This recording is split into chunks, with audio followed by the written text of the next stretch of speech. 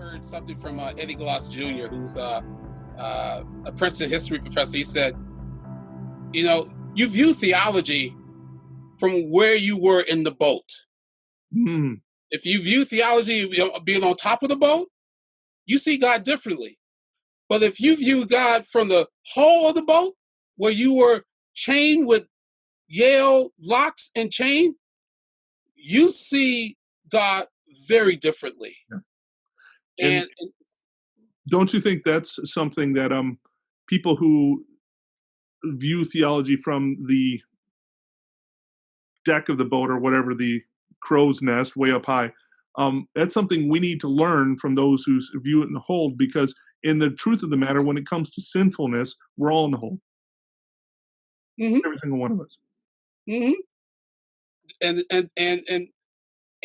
to have this, and to really have this conversation about, so what happens when we get off the boat? Hmm. How does this polarity continues? It's always interesting to me, and you know this very well. We believe the stories we tell ourselves because we're afraid of the answer that we might get. The person we lie to the most is ourselves. Yeah. Ourselves. Yeah. And so how do we stop lying to ourselves? Demythologize our own history. It's so how do you demythologize Abraham Kuyper? Yeah. I mean, Kuyper was the one. He was the architect about apartheid. Yeah, he gave the theological justification for apartheid. Yeah, he actually was part of the history. He was in favor of interracial marriages because he thought he could breed out other races because the white race was stronger. Yep. Yeah. Doesn't that sound Darwinian? Totally. Woo. And this is one of the fathers of Reformed theology that we ascribe to so proudly. And who we say fear sovereignty. Yeah. And we wonderfully use that and don't have any idea what that actually means.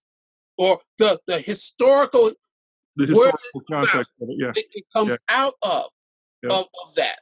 And that, I mean, and even in our own about baptism. I mean, I uncovered that, for a while, our church did not baptize adopted babies. The Christian Reformed Church. Yeah. Yes. Yeah. No, you're right. Yeah. Isn't that crazy?